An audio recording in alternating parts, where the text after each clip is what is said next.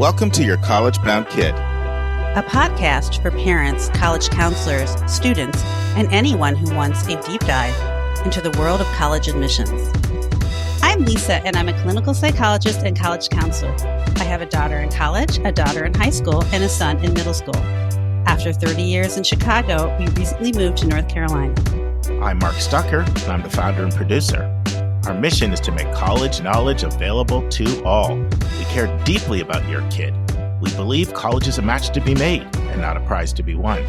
We believe in being genuine and transparent. We are committed to covering a variety of topics, including the tough subjects.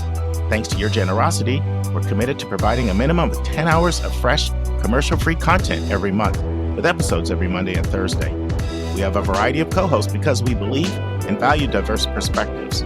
You're our listening family, and we get great joy every time we meet with you as we do our best to give you tools so your students can soar and reach their limitless potential. Good morning, friends. Can you believe we're 3 days away from Christmas? And we're 7 days away from 2026. Wow. Students, I hope you get a chance to rest and relax and rejuvenate. Parents, hope you get a chance to spend time with your kids, especially if you've got college kids at home, and get reconnected. Christmas is just a great time for family. It also means that we're 1 week away from the big 600. And I get really excited about that, not because 600 is a big landmark, even though it is a big landmark. It's because arguably my favorite episode we ever did was episode 500. And if you're new to our podcast, I encourage you to go listen to it. It's when we probably had 25 or so of you that sent in tips of something that helped your student in the college process, and you just wanted to pass it on to help somebody else. So we started a new tradition. And every 100 episodes, that's what we're doing. We crowdsource our knowledge, and we help each other. And so if you'd like to contribute, you've got 2 more days. I can take contributions up until 11:30 p.m. on Christmas Eve, December 24th. Kind of needs to be in there before we go off to production. In order to contribute to episode 600, just go to speakpipe.com/YCBK. You'll see a big orange button and hit the button and record your message. All right, friends, I just want to dive right in today because we have a lot. We have the final part of my conversation with Carter on early decision. And then we have a question from a listener from a mom in South Florida who wants some advice for how to handle a student that's in despair, that's despondent, that's discouraged because they didn't get the results they were hoping for in the early round. And so Lisa will join me to answer that question. So without any further ado, let's transition to part 3 of my conversation with Carter Delloro on early decision. And now it's time for Hot Topics in the News.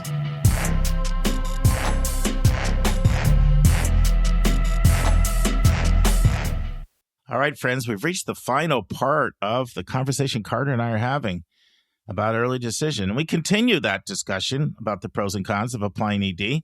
But then we kind of bounce around. We discuss a number of topics, including, do we think Congress will make early decision illegal, and several other things. Listen and enjoy. We really are all trying really hard. The teachers are trying really hard. The parents are trying hard. The high school administrators are trying hard, to make sure that all of our kids get through this as healthfully as possible, I would say. But it is it's walking a tightrope, I guess part of my job is making sure there's a safety net there. But it doesn't. I feel like it doesn't necessarily have to be that way. Do you think that Congress is going to outlaw it? Do you foresee early decision being ruled as, I guess illegal is would be the word. I mean, or do you feel, you've heard me, I know you listen to the podcast, Carter, because a lot of times you shoot me feedback. I've been cynical of that. Now it feels like there's a lot of momentum, but I've been cynical that schools won't just find an end run away, around it, because I can't sort of conceive of schools going to a place of doing admissions where they don't know who's coming. I mean, certainly for athletes and certain things.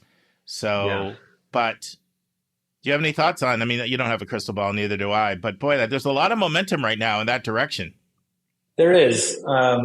I'll say, I was the co-chair of the Government Relations Committee in the Michigan Association of College Admissions Counseling when Oh, I was wow. at Cranbrook.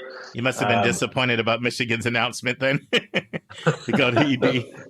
well, yeah, but at the time when I was there, we were working pretty heavily um, on trying to get a law passed to remove the like ACT and SAT scores that would get printed on public school transcripts in Michigan, Yeah, because it prevented public school students in Michigan from applying test optionally sure. Because people to would see these it schools. anyway. Yeah. Exactly, and we had momentum, Hmm. and we still lost the boat in the end. Yeah. Yeah. And so I'm cynical as well around the process. That way, we'll see what happens. But I do think that either way, colleges, I think the colleges shouldn't wait for Congress to save them from themselves with regards to this. I think that there's a space for colleges to come out and present themselves as, well-being focused, as student forward, being able to say, what, we are going to move away from this or from relying on it so heavily. I understand how many different institutional features would have to change, but we do it not because it's easy, right? We do it because it's hard, because we care about the well-being of future generations. I think we need to figure this out, and I would urge college leaders to get out in front of it. Yeah. Here's where I might have a slight. Jay Carter already knows what I'm going to say. He's smiling. Yeah, I just think it's hard because it's so much pressure on colleges. I mean, very selective schools aren't even bringing in their class these days, bringing in the budget. The same thing you said, people are applying to more and more schools. That makes it that much harder for you to bring in your class. I just think it's so hard to unilaterally disarm. I mean, that just feels very difficult because I think if you ask somebody to do something that just makes their job so much harder, I think it's just a difficult ask. I think if it was easier, there'd be more people that would do it. I mean, even something as simple as this. So when I did the SECA program at Harvard in 2019, that's like that. You might know that program. It's a year. I don't know if you know it. It's a week of training at Harvard where they bring in all these people, like a professional development for counselors. And even then, I found out Fitzsimmons, he's been there forever, 53 years, right? 54 years. He wanted to move Harvard away from single choice early action and got shot down because they had tried it for a time and their yield went down. And, you remember Princeton, that first year of the pandemic, they got rid of restrictive early action for 1 year. And I was talking with Yale. Well, I'm sure it was a bit of an experiment. And I talked with Yale because you know how those guys always look at each other. And I was like, hey, Princeton got rid of restrictive early action. Are you going to do it? They're like, absolutely no way. We got a 92% yield. And so if you're like where Harvard and Yale and Princeton are, and you still feel the need to have some kind of indication that we're in the lead, at least. I mean, when you're looking at schools that get 1 in 8, and I really felt for schools when Susan and I we interviewed Bob Massa. Bob was over 5 schools. He's retired now and does a consulting thing. But he recounted how hard it was at Drew. He was like, we tried a tuition reset. So people would see, no, we're not, whatever, 80,000. Got rid of all the scholarship, and I'm not quoting exact numbers here, friends. I'm just giving an example. And then people still want it to, I know this isn't your best offer, do better. And he's like, it was hard enough when people applied to 8 schools. What am I going to do when they're applying to 18 and have a 1 in 18 chance? So I'm with you, but I don't know how. I just think that would be really, really hard. Actually, it was when I was at SECA. I spent some time with Amherst. They were picking my brain on what would it look like if we moved away from early decision and blah, blah, blah, blah. It wasn't just me. They were going around doing this to a bunch of people. Mm-hmm. You see, they haven't done it. Yeah. I mean, Yeah. so there's if it was that easy, I think some more people. You know what it reminds me of? It reminds me of like when Franklin and Marshall said, "We're only giving need-based aid," and I was like, "How long is that going to last?" And they had a shortage of $12 billion on their budget. They had to go back to merit money. So I kind of feel like that's great, but I don't feel like that's realistic. Is that fair? Yeah, that's definitely fair. I think you can point to a lot of scenarios in college admissions where we have a collective action problem. And the way that our system, unlike in, say, the United Kingdom, our system is so decentralized. And honestly, if one college did it, I know it would be a drop in the bucket overall. So it really would have to be a mass movement also to have a tangible impact on adolescent mental health and development. So I absolutely understand the pressure because on the high school side, we have collective action problems too. Sure. If Marymount was the only school that took a stand and wouldn't have allow kids to apply early decision, who does that benefit? Unless everybody does an ED strike or something like that, which I'm not advocating for. I'm just saying it definitely does make it challenging structurally to make big changes in our field. And so, in that sense, it might be good if the courts or if Congress or state legislatures stepped in the ways that the author of the New York Times article is calling for. Another example is when Colorado College said, "These college rankings are having a deleterious effect. We're pulling out of the rankings," hoping others would join them because they saw the negative impact the rankings were having on student mental health.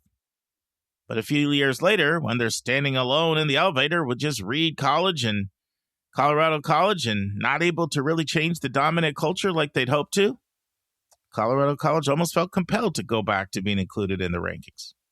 Now, here's what I would say. Could public schools do it? I do have a different view about public versus private. I don't know if that's fair, but to me it is. Like, you're getting taxpayer dollars from everybody. You're supposed to serve every student in your state, and you're collecting their taxes, and you've created a system that biases people that don't need to compare offers. There's a reason why the overwhelming majority, only four flagship schools have it right now, right? UConn, Michigan, Vermont, and UVA. And but Virginia, I know you've talked with people about how you anticipate more signing on for that, right?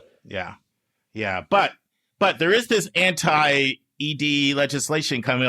Like when I read that article in the New York Times, I was thinking, man, Michigan probably is getting an earful over there. And even when they did it, they're yet to be getting an earful, especially now. They don't need to do it. They could get away without doing it.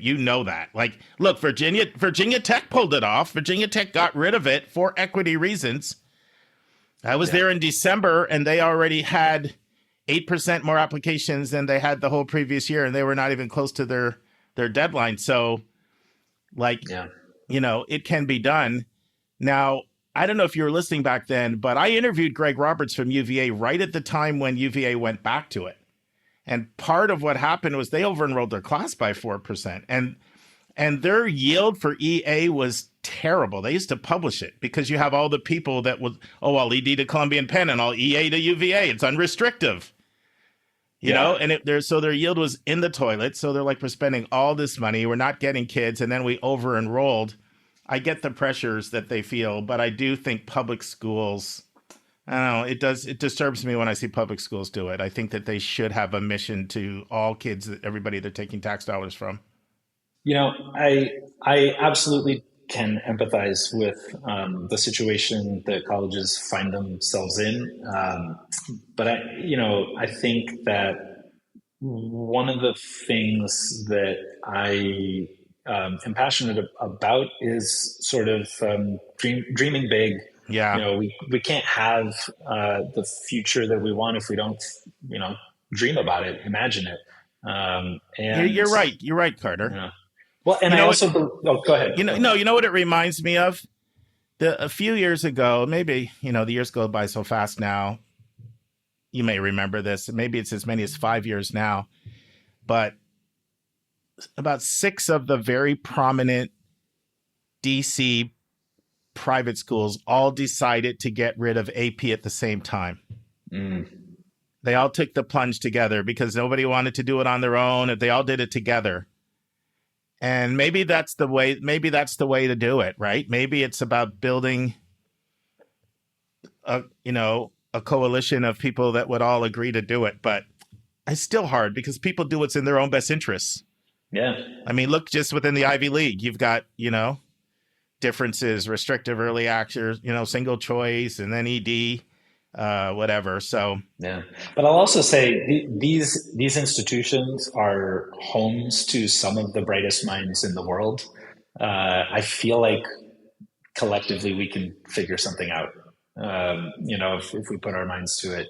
But I understand. I understand all of the institutional pressures, the social pressures, the financial pressures, everything that comes with this big problem. I just feel like as we look at anxiety and depression among teens continuing to rise, and we can recognize that there are certainly other causes to it, but in our field, this is the thing that's contributing in a major way. Yeah, there's no doubt about it. If you're in certain communities, the stress and pressure about college is the biggest stressor. I would definitely not disagree with that. I have a question. I know you heard we talked about Tulane and what they did a while ago. A bunch of people have written in and said a number of things. Like some people have written in and said, high schools could just not send final transcripts and sort of things that high schools could do more to be a partner. But I've also heard, and I'd say this is my experience as well, you got to be so careful of getting a lawsuit. Like, I think people say those things. I was talking to Jen, who I work with, she was on the podcast a while ago, and she was like, we couldn't keep people from the prom. Like, that sounds like a good idea. Don't let you go to the prom, but we would be sued. Like, we couldn't get away with that without being subject to a lawsuit. Like, people say certain things, and it sounds good, but if you understand the reality of like what your rights are versus what people can sue, so I don't know. Do you have any thoughts on that? Not really. Yeah. To be honest. Yeah. Let me ask you this. How do you think this plays out for Tulane? Like what they've done? Like, cause I, on the one hand, all publicity is good publicity. Tulane got its name out there more. There was a lot of talk about Tulane. They got their name out there, and they'll benefit from that.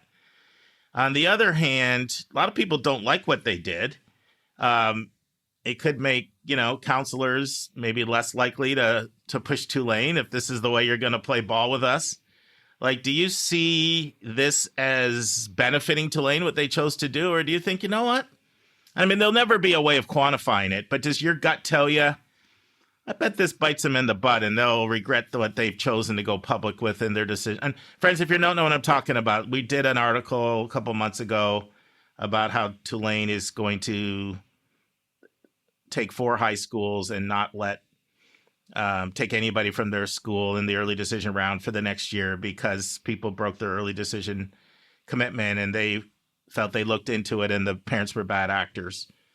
So they punished the school. And so we talked about it a couple of times. It's kind of a little bit in this ED realm, so I thought I'd bring it up. Yeah, I honestly don't think that it's going to bite Tulane. I'm not a fan of the way that they handled it. But at the same time, I think that the branding of institutions like Tulane is so powerful. Yeah. So many people will go visit their campus and just be enamored with it.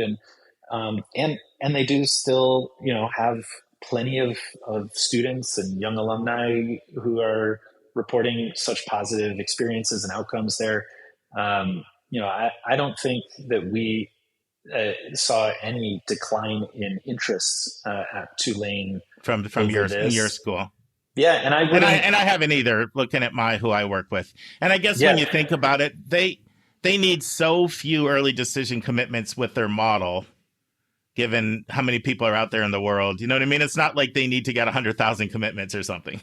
Yeah, and if anything, the article, somebody mentioned that they had 10% of their early decision admits that pulled out, that melted, Correct.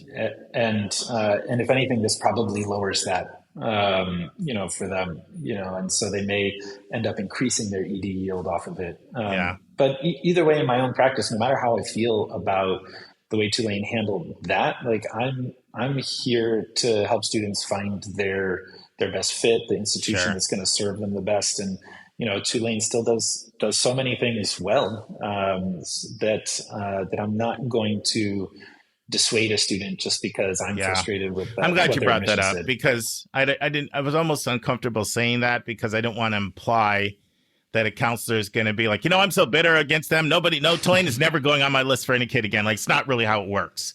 Right. In reality, I can think of plenty of schools that I wouldn't go to myself if they were free, and I wouldn't pay a dime for my kids to go. But when I have people excited about that school, I do everything I can to support them. And, Yeah. it's not my job to, it's the saying that I often say, like, if you walk into a restaurant and you're a vegetarian, it's not my job to sell you on a steak. There you go. Yeah. Awesome. So I will say that now we are extremely clear with students that they are respecting that early decision agreement. So Right. in that sense, Tulane may have gotten the impact that they wanted out of it.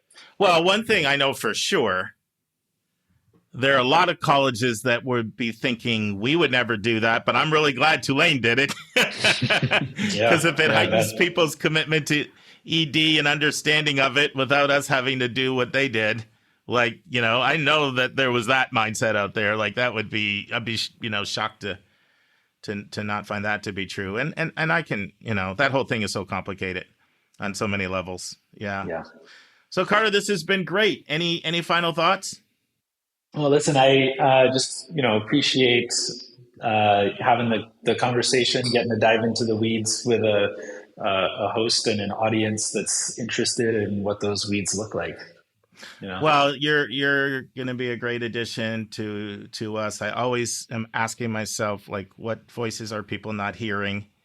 And I think it's important to, like I said before, you bring a lot of, really nice aspects to your background that I think help speak to a lot. By the way, I'm curious, did you apply ED to Pomona? Nope. I had no early decision schools because I wanted to compare financial aid packages. Look at you. Yep. Well, you know what that tells me? You were a pretty exceptional high school student, because while we've seen the selectivity of Pomona from 2000, and you graduated in 07? Yes. So you went in 03. So certainly Pomona is substantially more selective now than 03. It was still selective in 03. I was doing this work then. It was selective back then. And it was, yeah. Well, my entry year at Pomona was the last time that they were over 20% admit rate. I think we were 21%, and then the next year they went under that. Yeah, and was that 20% overall, or is that 20% in regular? Overall. Yeah, so that means the regular MIT was lower. We know that. That's true. Yeah, awesome. Well, you're a good man, Carter, and appreciate your voice. We'll look forward to having you on in the future. Thanks so much. No, take care. Friends, I just want to say a few more things about early decision before we transition. Early decision is fantastic for the colleges who get a lot of students from early decision. They get a lot of students who are willing to commit to them without comparing financial aid awards, who get a lot of students who are willing to commit to them without taking the extra 6 months from November to May to figure things out. And if you come from a sophisticated family, you may be able to be in that category. But less than 5% of the colleges in the country get a nice chunk of their students from early decision. Only about 1 in 10 even offers it. So the other 95% don't benefit at all from early decision. I'm talking about the colleges. If anything, it actually hurts them because it's taking quality kids out of their applicant pool. Now, I've been really open with you. Early decision was great for my oldest daughter, Karis. She'd been to Davidson 4 times. She knew that's where she wanted to go. She even spent 3 weeks there in one summer. So she committed in December of 2013. She found out she was in, and She hasn't regretted it for one day. It was one of the best decisions of her life. Early decision was also great for Sean, our caller who called in last week from California. His daughter's enjoying Cornell. No regrets. And as long as these are the rules of the game, as a counselor, I'm going to help my families utilize this way to apply when it makes sense. I'm going to play the hand I'm dealt with. But here's the reality. Let's take 7 of the most selective colleges in the country: Brown, Dartmouth, Columbia, Duke, Rice, Johns Hopkins, and Vanderbilt. You want to know what they have in common? It isn't their location. They're in 7 different states: New Hampshire, New York, North Carolina, Texas, Maryland, and Tennessee. What they have in common is that none of them take 1,000 students through early decision. In fact, only one of them, Brown, takes 900. Now, let's look at the 5 colleges that offer single choice early action. Now, that's almost equally as pernicious for a different set of reasons that's beyond the scope of this conversation. We've talked about that in the past.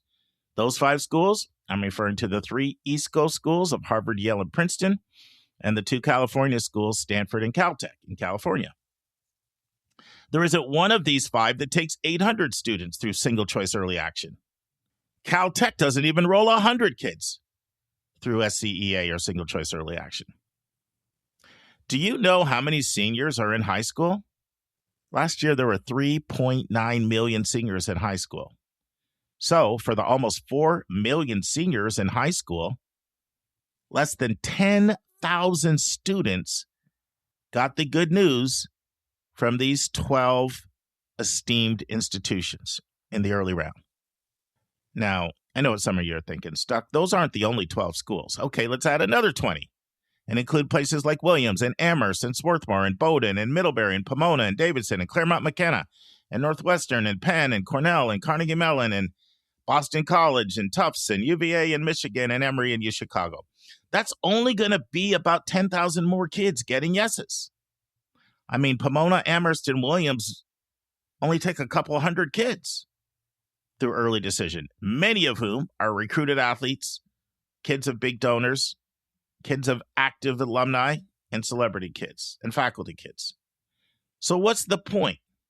Sure, it's amazing for the colleges, but really only 20,000 kids are getting the good news. And that isn't a lot out of 3.9 million. It's actually 1 out of 200 kids are getting in those elite schools. So sure, 1 out of 200 kids get the benefits at an elite school.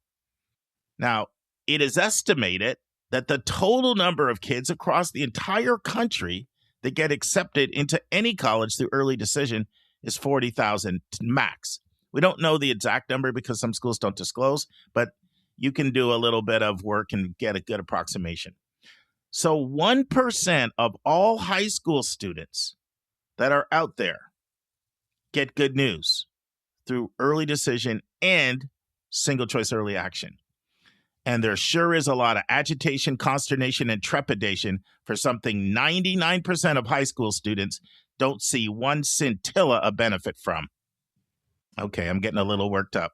Friends, let's transition to a question from a listener who asked a question about how to deal with disappointment with the admission decision. And now it's time for a question from one of our listeners.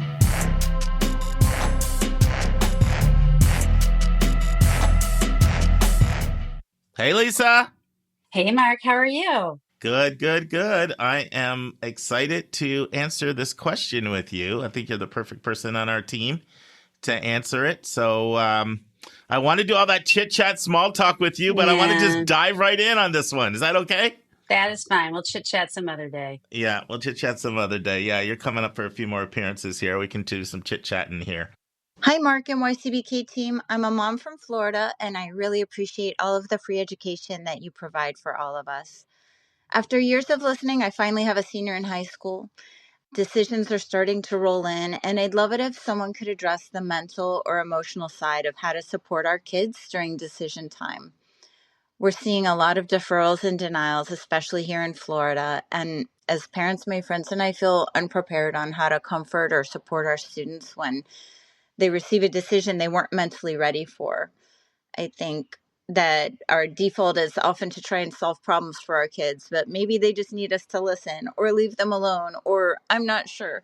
It's really heartbreaking to see our own kids so devastated. And I just love any advice or tips on how to be there for our kids on the actual decision day, the day when the emotions are like really at their peak.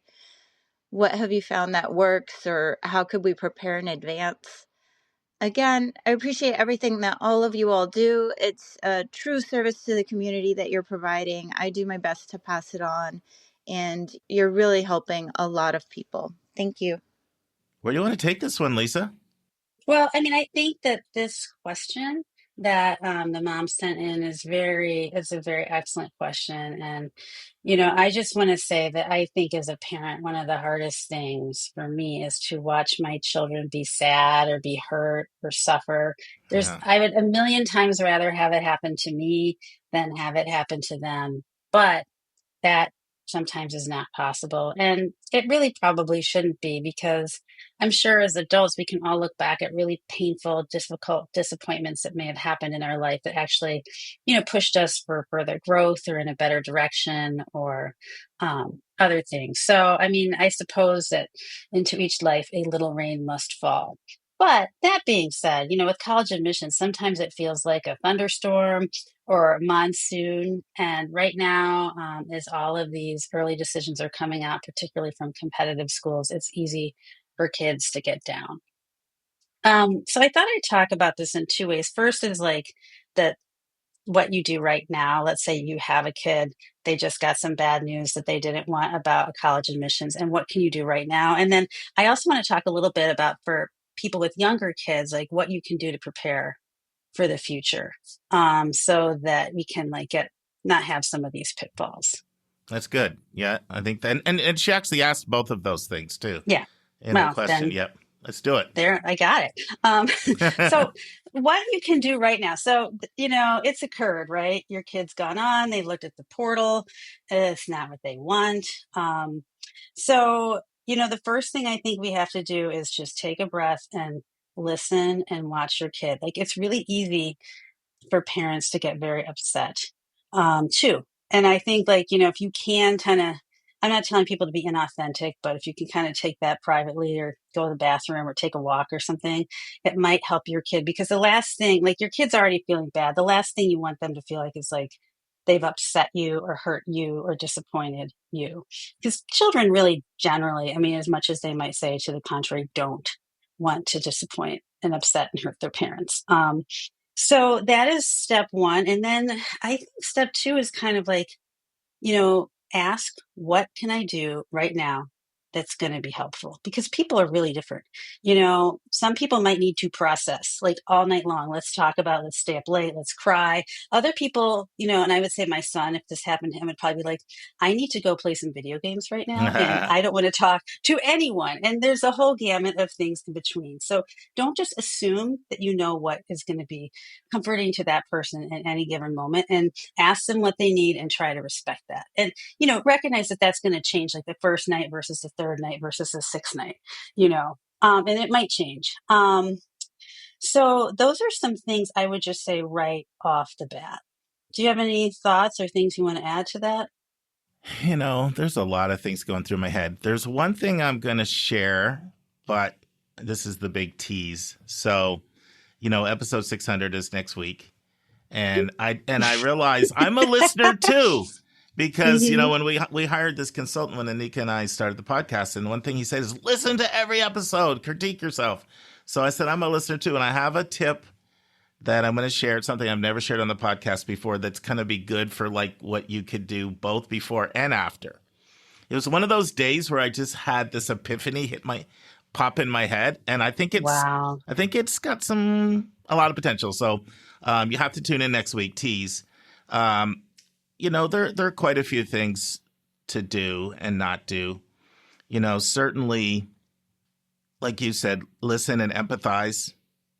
One of the things not to do is not to go around asking other people where they got in. That's really, really hard. You just should just not. Yeah. And one of the things not to do is to tell people where you're applying. And I realize that is not that easy to do with peers, especially if they're close. It can feel like you're keeping them out of your life. And sometimes even stuff happens. Like I'll have my students tell me, oh, the counselor kind of told me the other people that applied to the same school as you did. So even sometimes if you try your best, it gets out. So that's easier said than done. But it is kind of good to say, like, as a parent, I would say to your kid, hey, we want to keep this as a family matter, so that you can then say, you can say to your kid can say, honestly, like, my family sort of told me they want us to keep that within the family. So that's kind of one of those things. There's a lot of things you can do around educating yourself ahead of time. Yes. Because one of the things that does help a lot, I mean, I'm literally going to share a story right now. And it's a family I'm working with, and they listen to every episode. So when they hear this, they're going to know I'm talking about them. So their student didn't get deferred from a super selective school. One of those ones where a lot of kids in the 1% don't get in. And the student has really done a great job educating herself. The family's done a great job educating herself. They really have realistic expectations. They have a very balanced list. But as the mom said to me, I knew it would be hard, but it stings. It's the reality, it stings more when you actually go through it. So the student was upset for a while. And then they kind of found out almost nobody else got in. And that, no, it's true. It's comforting, because what happens is, this is going to sound crazy. And I almost, maybe I shouldn't even use this, but it's the first example that popped into my mind. I was watching this interview with one of the Epstein victims. And she was talking about how for years, she thought, what was wrong with me? This was all my fault. This, that, the she's other. the only one, and not realizing it's like a whole right. operation, and so many girls were brought into it. Yeah. But the point is, it helped her not blame herself. All these years, she'd been wondering, you know what I mean? And you'll hear this a lot with, I mean, this is your expertise more than I do, but I've heard multiple people over the years talk about things like that. They blame themselves. And then, anyway, probably not the best example, because it just takes your mind way off in left field. But the point is, it's really helpful to know that you're not alone. Yes. And you're never alone. I mean, yes. Just the thing is you didn't get in, maybe, or you got deferred. So did a whole bunch of other people. And if it's a really selective school, it's like almost everybody, Yeah. So it's a far more likely thing that somebody didn't get in than that they did in one of these places. One of the things that's been helpful for some people over the years, and it, first of all, just know that time helps heal wounds. So, right, it will get better with time. But one of the things that's helped some people is just to understand they actually did not reject you. They just rejected your application because they don't know you. The admission officers who read your file wouldn't know you on an elevator if the two of you were in the elevator all alone. Yeah, it's not personal. Yeah. I mean, of course, it feels personal. Yes. But but there have been some people when they've had that knowledge, it's been a little bit of an aha moment. Yeah. And I mean, with, you and I both know this, but kids may have a harder time keeping this in mind. Schools make decisions for a ton of different reasons. And a lot of them have nothing to do with any given applicant, right? It's they have institutional priorities, or they're looking for a certain kind of student, or they need more people from a certain geographic area. And even you could be the best, most qualified, lovely person in the world, and they are going to choose somebody over you because that's what works for them. And it's not personal whatsoever, but I know it feels like that because it's you feel like you get rejected or deferred and they didn't want me. But really, it's just they are working with they're probably playing 4-dimensional chess, or however many dimensions fancy chess is supposed to be over there with all this. There's so many factors you'll never know. Yeah, and it's just so hard for kids to realize that, and you've heard me say this a million times, right? If you think you're in a bathtub or a hot tub, but you're in the ocean. It's just a really big world out there. I found it doesn't work as much as I thought it would. Because a lot of times I'll say to people, 66,000 kids, number one or number two in their class, and it just sort of feels like a rational argument. Emotional arguments appeal more than okay, if there's 66,000 and 20% of them apply, I mean, when you look at these ED numbers, look at the number of ED admits at these schools. It's under 1,000. Yeah. It's under 1,000 for the whole world, right? But still, it still feels really personal. Sometimes when people, and this isn't like in the immediate right away, but a little later, I've had students like, if they could maybe take a visit to another place, over time they can start to process, wow, I didn't realize all that, I didn't realize like how amazing that place was. Right, right. It takes a little time. Yeah, that's like something like to go like, all right, that didn't work out how I wanted. What opportunities do I have? And really take a deep dive in those opportunities. And I think a lot of times people will see like, oh, this isn't actually so bad. Because I think that, people kind of have to play the long game in their life. Like, you're not just one admissions decision. Your life is a series of choices and accomplishments and hard work and different opportunities and decisions. And those can occur at a variety of different places. So, like, not getting into one school is not going to throw the whole thing off, right? It's just going to, you might be doing all those great things somewhere else. And to just keep that in mind, like, this is probably not something you're going to think about in a year and a half. Or you'll be glad that it happened because your new best friend, you have this great roommate, your new best friend, and, you have this great professor, and life is good at the place that you're at. And just to try to just take a longer view. It's hard in that moment.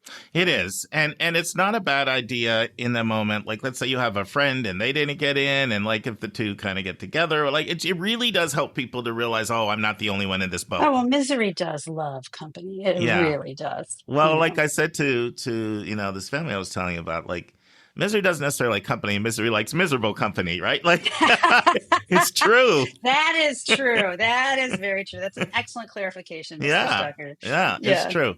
And I have to say something on the front end, and I think for regular listeners, this is not going to be new information, but doing it the right way is. I really feel it's really important that people get some early yeses in the process. I was talking to another family that I work with, and I knew they were shooting for a super, super highly selective.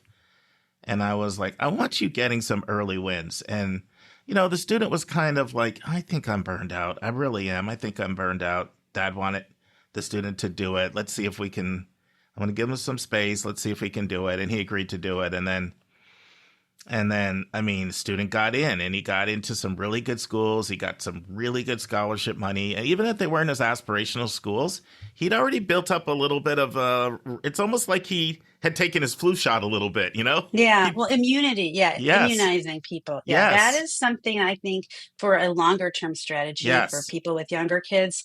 I highly recommend you start talking about them, like even in ninth grade, like about how difficult college is, how like you'll be fine if you don't go to an Ivy League school, and just start inoculating them against all these messages that they're going to get from their peers, society, or even it's kind of a funny thing that happened to me this week. So my daughter, like, she got into a school and she was saying, oh, I found this person who got in and that person. I'm like, well, how did you do that? So she started showing me on Instagram how she did it. So I'm like following along. She made me promise, Mom, you can't follow any of these kids. Like, don't be a stalker. I'm like, I don't worry about that. I did not follow any kids. But what it did do is it put me into a teenager's algorithm. Okay. And Instagram. And I started getting these videos. And they were terrifying. They were like usually young people, maybe in college, very attractive, holding the camera up to their face and being like, making these mistakes will make sure you will never get into the Ivy League. And then going on and on and on, like in a very intense way. Or they would give completely wrong information. Or there were some adults who would be shouting at the kids too about don't do this, do that, this happened, that. And I started feeling like panicky watching these people. Like I need to get away from, and this is what I think kids kind of get exposed to. I know when we did the interview with the students who talking about stress, they referred to this. Like you kind of can't, like that algorithm is going to find you.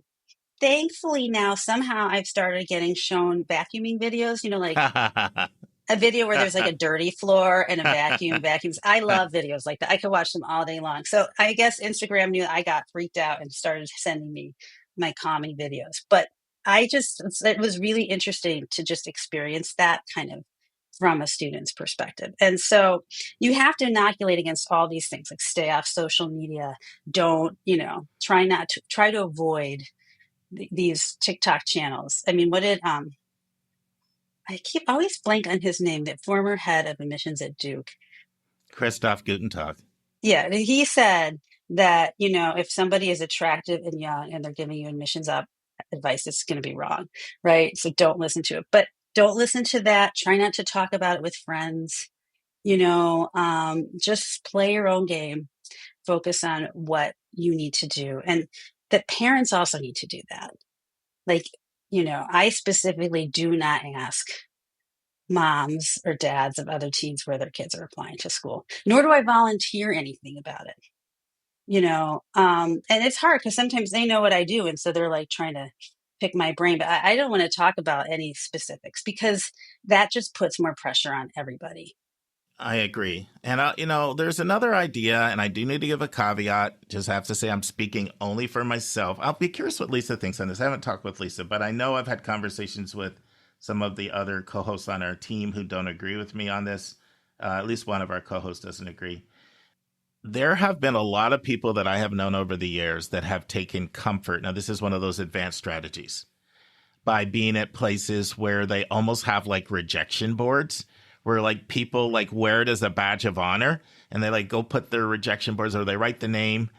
And that's that whole other thing of not feeling alone. Like I've seen that done, and to me, it's been done really well and I like it. But what are your thoughts as a psychologist? I mean, I think it normalizes rejection. Yes. I mean, the fact is we're all getting, in life in various different ways rejected all the time. It's just part of life. It's not always going to work out. And so it just normalizes. This is part of life. It happens to other people. It happens to me. It's going to probably happen to me again in various different contexts. And that's just something that's expectable and, survivable, right? No, like there's no single thing that I have seen that has caused somebody to snap out of the doldrums. Time, yes, but finding out other people that they're kind of impressed with aren't getting in. There's no single thing, and I shared this with the family I'm working with earlier today. So I was working with this family 4 years ago from suburban Boston, and I knew that I was going to have a problem because the student was, sometimes you have this with students where they just fixate, and you're really worried. And they were out, and quite honestly, they were fixating on schools that from my research, I didn't think they were going to get in, and from our data that we have within our company. And so I am trying to prepare this student for what feels like a tsunami is coming her way. And it got so bad, Lisa, it got so bad that the student stopped wanting to talk to me. Because she kept talking about these 3 schools, and both of them from our data were going to be, 2 in particular, they looked like they were going to be like less than 5% chances. And I was just very concerned, and I kept bringing her back. We've got to add schools. We've got to have schools. We've got, you can't, I'm really concerned about you. Like you're getting, and that's a hard thing as a counselor, because if you go too strongly on that, the student interprets that as either you're really negative or you don't believe in me. So it's really hard as a counselor to find that balance. Yeah. But I see what it's like when they crash and burn when they're shocked. So I will go pretty far when I feel somebody's imbalanced. So it got to the point where the student stopped talking to me. And it was one of these situations where mom was sweet as pie. She was supportive, but the student was kind of like probably one of those strong-willed kids that was getting their way a lot and kind of ran mom over. So she literally stopped talking to me. And so I reached out a few months later because they'd already paid. And I'm like, you guys kind of paid, right? And she was a completely different person. What was the difference? Because she never got in all of those schools. The difference was none of my friends got in either. Everybody got slammed at those places. Yeah, no, it's very common. Because what happens is so much of that pain is you feeling something's wrong with me or what's wrong with me. And when you realize, no, it's actually nothing's wrong with me. A lot of people right now are going through that with the University of Michigan. So Lisa and I were talking about this earlier today. This is our second time Lisa and I met today. Earlier today, we were talking about how many people, it's all over the message boards inside the counseling community, they released early decision for the first time, and they're not admitting very many people. And so there's a lot of that going on. But, so that's one of my thoughts about in the moment is, and I really do think, try to see if you're a parent or a leader, counselor, experiment with different forms of, like, you don't always have to do the pin the letter on the wall. It doesn't have to be something like that. The one person who on our team doesn't like it, that person does have a really good idea. It's more like have a couple students that are willing to kind of come share kind of their experience and share their rejections. And that's also another way of getting at it. Yeah. And I think that there are really wonderful kids. And even like one of our interviewees was, kind enough to share that she got denied and, from her first choice school, but she got into a great place that she loves. Yeah. I mean, the thing is that people are multidimensional. They're complex. You cannot judge a person by one moment or one decision, one thing that didn't go well. They're like a whole person with a whole life and all these different things that they're good at and all these things that they do. And it's try to keep the rest of you in mind as you're dealing with that disappointment. And it is disappointing. And I mean, there's no way around that, but it doesn't have to feel devastating. It can just be sad. Another thing on the front end, Lisa, and we've said this before, but different people hear different episodes, is I really like the niche direct admission stuff that you can do now. Like I've had really high end kids that are not going to go to an open enrollment school, that probably is not competitive, but they still just feel so great to all of a sudden get a bunch of acceptances with scholarships. It just, wow, I didn't realize that would feel so good. Mm-hmm. So just so you listeners, if you're not following, a lot of schools a lot of different organizations are using direct admission where you go put in your information, you get an immediate decision. But niche is one that's doing it pretty widespread, and people are getting a lot of acceptances with scholarships offers. If you do this thing right, you can feel great. I can remember this kid I worked with. She was a great kid, but not like a high flyer. Like she never got in some moderately selective schools. And she's saying to me, boy, it just feels so great the way everybody wants me. All because she had a good list. Mm-hmm. Yeah, well, the list is like it's everything, isn't it? It's one thing we could say proactively to do on the front end is have a balanced list. And that is like kind of my goal with my students that I work with is I want them to have, I want them to have acceptances. I want them to feel good about themselves and, feel better about themselves at the end of the process than they did at the beginning, not worse about themselves. And the way you can do that is by having like a really balanced list in which the student is highly aware of all the strengths of all the different schools and feels like, I could go there and that would be great. Or I could go there and that would be great. And like, honestly, like if you go to this school, you're going to give up something, right? You always have to give up something someplace else. So that the list is the most important thing. I can't stress that enough. Yeah. Another thing is just in the moment is just know what little things your kid like. Okay, you know what? You like Thai food? We're going out to a Thai restaurant. You like ice cream? Whatever they want. Yeah. Yeah. Give them that little feel good because it tends to be hardest, I'd say, the first 72 hours. That's where you feel like punched in the gut the most.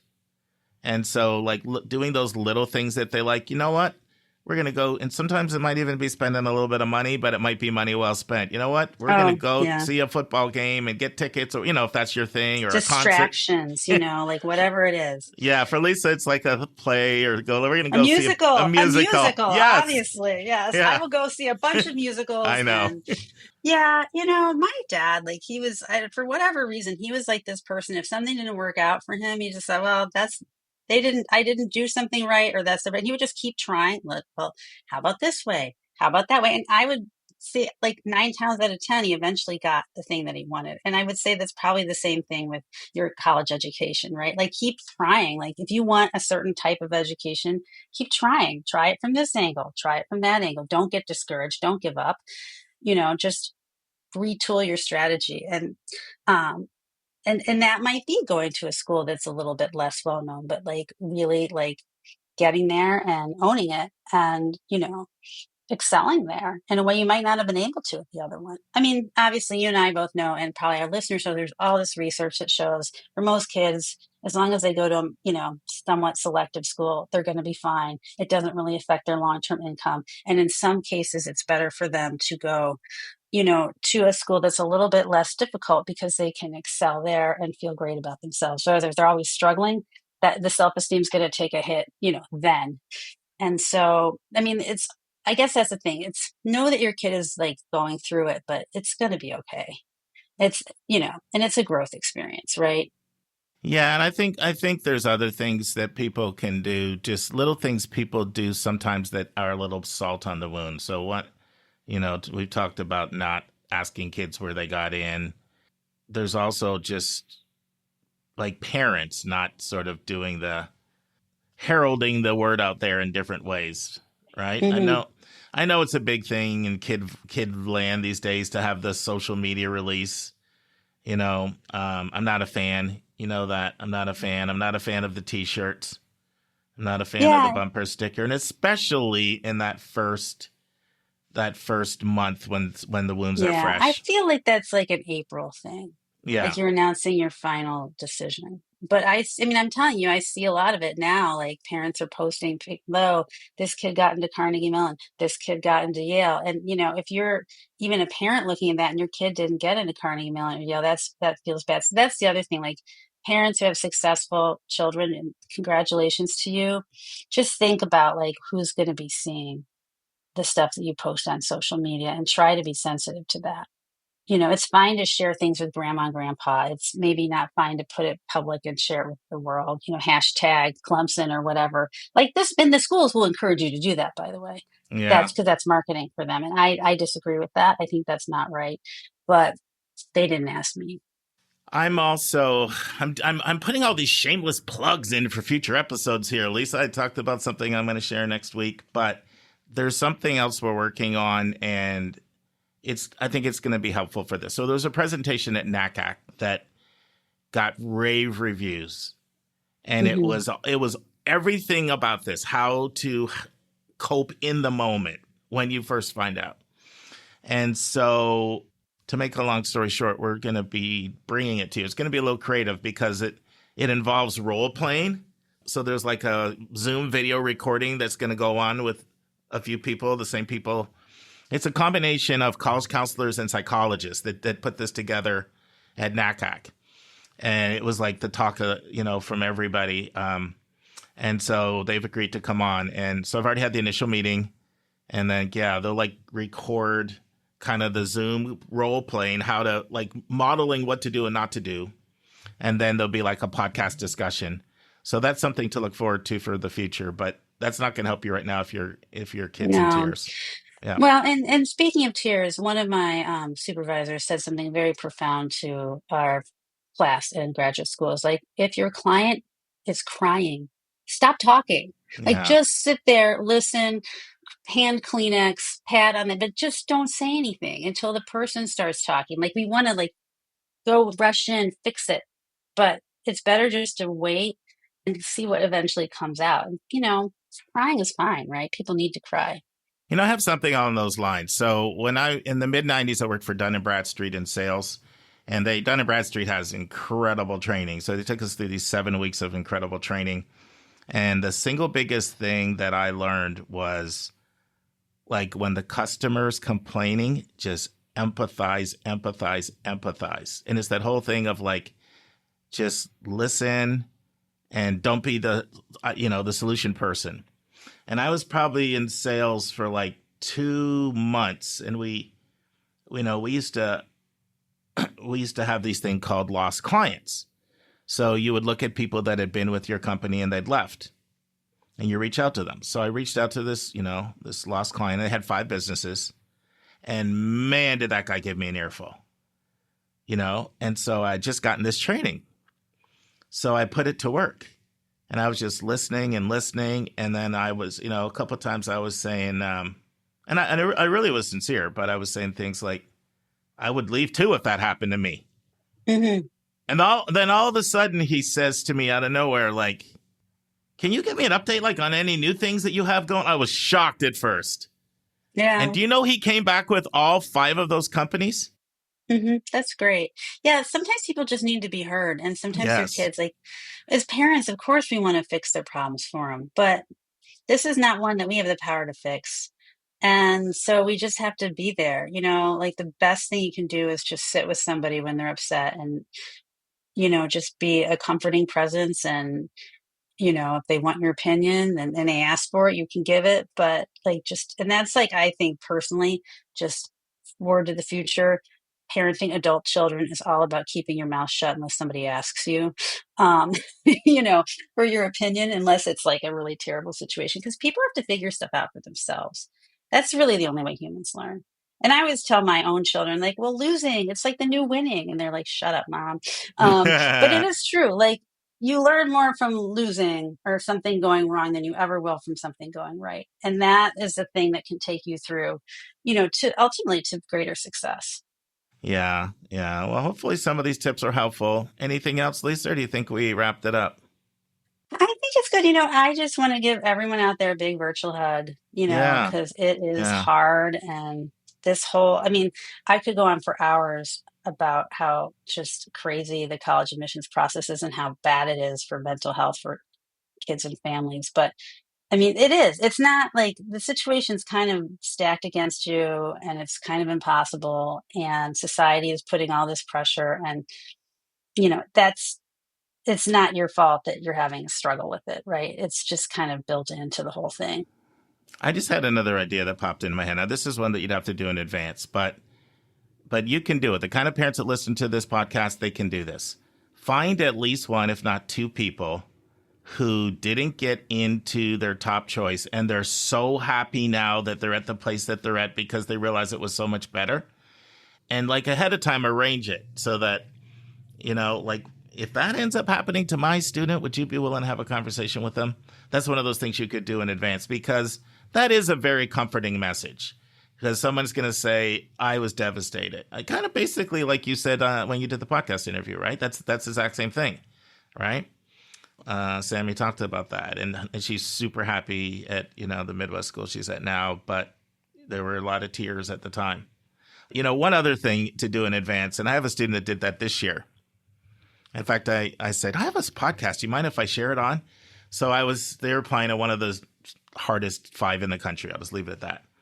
And so I had done my best to try to prepare them. Like, I do not want you expecting to get in. Like, this was someone who I supported this decision. This is not, like, we don't want kids to be so risk averse either. Like, this was a student who deserved to have the school on their list, like from the standpoint of they looked like the kind of student that could be admitted. But when you're dealing with those schools, you can never count on it, right? So she said this to me. She said, unless I open up that letter, now it's online, and it says to me, you are the absolute worst applicant we've ever had in the history of our school. Anything other than that is fine with me. Like, she'd so positioned.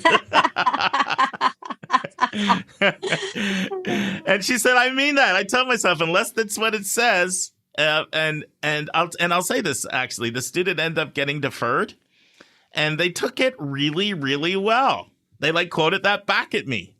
Remember what I told you, and if you think about it, when you did the interview with Sammy kind of did that too. Like, she had put herself in the mindset of, she told herself, like, every day for 2 weeks in advance, you're not getting in. So it did take the sting out of it. So there's some things you can do ahead of time. There's some things you have to do in the moment, but it is all about getting into the right mental and emotional state. Yeah. Yeah, absolutely.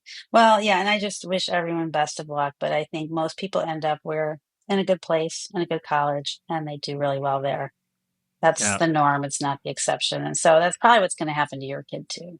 It's a lot like being sick. Like, when you feel sick physically, it's terrible. But you know what? You're probably feeling better in 5 days. Right. Like, it really does get better, And so that it's just kind of helpful to know that. Even as a parent, if you see yourself really hurting and then you're hurting, just understand. Like, I remember when Joy broke her leg playing basketball and I was in the hospital. It was the worst thing ever. She was just in excruciating pain. We had to carry her around on crutches, get in the back seat. If you just moved a little way, it's so hard to see your baby in pain. But you know what? Over time, wounds heal. Yeah, over time they do. And I always say that everything turns into a funny story. The only difference is how long it takes it to turn into a funny story. Some things take a few minutes, some things can be decades, but it always ends up being a good story. So just, be patient on that one, but you will feel better and you will be able to look back at this with a different perspective and maybe even laugh about it. Thanks, Lisa. All right. Thank you. And thanks, Mom in South Florida. It was a great question. I know a lot of people have it. Friends, after Lisa and I ended our conversation about dealing with disappointment, I just kept thinking about the topic a little bit more. And I want to record a few thoughts I had after we were done recording. I want to start by giving a tip to college counselors out there, especially if you have a lot of kids who apply to these Reach for All schools. Try to keep a lot of free time from December 8th to December 18th if you have a lot of kids who are applying ED, like I do on my caseload. It allows you just to be ready to jump on a call, to celebrate, which people love when you get the good news, and to also jump on a call to console and commiserate when you get the news, as opposed to, I'm really busy, can we meet tomorrow or the next day? So just after Lisa and I recorded this, I found out one of my students didn't get into one of the most selective schools in the country. So I sent her a text and said, would you like for me to give you a call? And she responded and said, that would be nice. So probably 10 minutes into the call, I started to say, just think of all the little things that make you happy.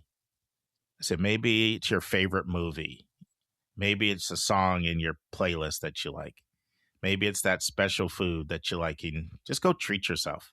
And the student just started smiling, as in, I could really use that right now. The first 72 hours are the worst part for the despair. I was also reminded of a student 5 years ago who took not getting in really hard. And to this student, I gave him assignment because I knew he would do it. You can't do this with every student, but for this student, I could. And I said, I want you to read Frank Bruni's book, Where You'll Go Is Not Who You'll Be. And I want you to take notes on every chapter and send them to me. Well, that was transformational for that student in his mental state. If you haven't read that book, Bruni looks at hundreds of the most successful people in the world who didn't go to elite schools. So that's a really good strategy to do in advance to inoculate yourself, like Lisa and I were talking about, like get your flu shot. But to be honest, it's also really good now if you didn't do it in advance. The last thing I want to share is parents, be optimistic. Now, there's a balance here, right? Because earlier I said empathize, and empathizing involves feeling someone else's pain.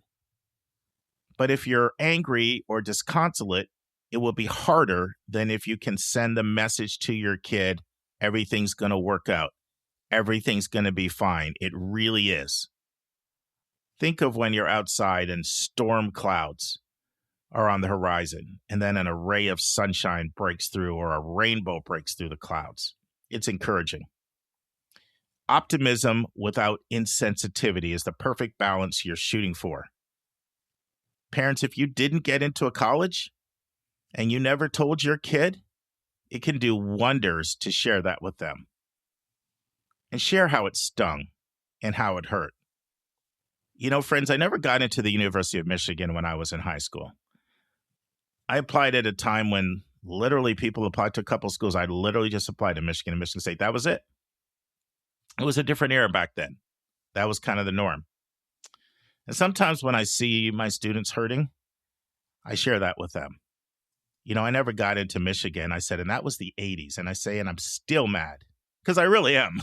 That's just a bruised ego, but I am still mad because I feel like I would have been a great student there. But I had a fantastic experience. And honestly, I look back at it, it was better that I went to Michigan State because Michigan was a lot more expensive. And I remember one semester when my parents were having a really hard time coming up with the money for me to go back to college. It looked like I might have to take a semester off. And then my aunt actually came through with $2,000, which was a lot of money back then. It's probably like, I don't know, 8 or 10 grand maybe now. And it allowed me to go back. And so I wouldn't have wanted my parents to have to pay any more money than they already did. And I worked 27 hours a week, but it was a lot as an out-of-state student for 2 educators. So I'm glad I went to where I went, and I had an amazing college experience. But I still have a bruised ego that they didn't think that I was worthy to be there. So when I share that with my students, I literally see them smile. Not in a way where they're reveling in my misery that I didn't get into Michigan. They smile because they're like, well, things seems like they worked out for you. So it kind of gives them an ray of hope.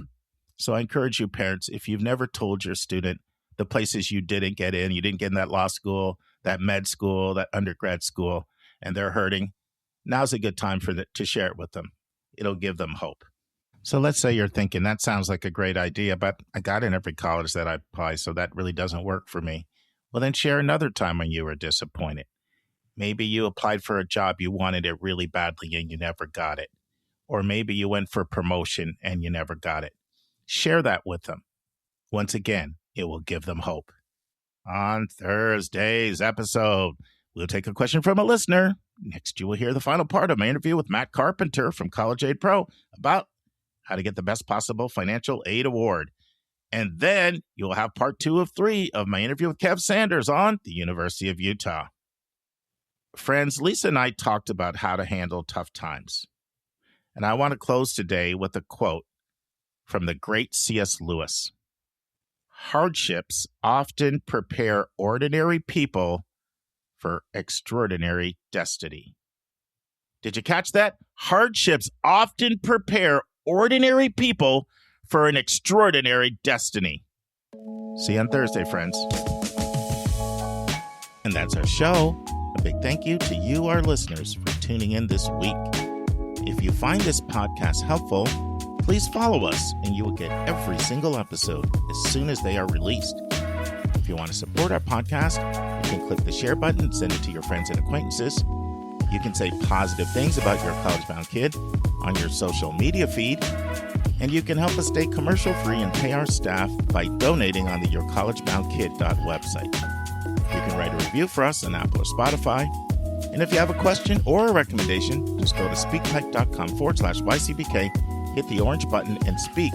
We will do our best to get your question in your own voice on an upcoming episode. I am the producer of the podcast, and I live in Metro Atlanta. We have a fantastic team that has over 200 years of admissions and counseling experience.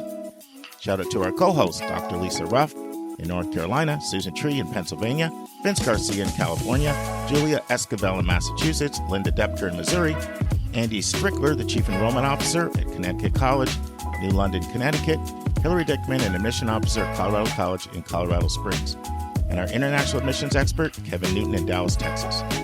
Our sensational sound engineer is Nemanja Motvich. Our amazing music is from Victor Allen Weeks. Marketing designs from Kimberly Bloss. Our reliable webmaster is Stalionis Dimitru. Website updates are done by Joyce Stucker. Our image editor is Vlad Honchar. If you want to have a coaching session with me, just text me at 404-664-4340. If you want to reach someone else on our team, all of our bios with contact info can be found at yourcollegeboundkid.com under the About YCBK tab. If you want to get our free monthly YCBK newsletter, YCBK Plus, it is also under the About YCBK tab. If you want to see our recommended books and websites, they are on our website under the Resources tab. While you're on our website, check out our hundreds of interviews in their entirety. Check out our college spotlights, our blog, and our upcoming events. We think of you as our listening family, and we look forward to meeting with you every single Monday and every single Thursday.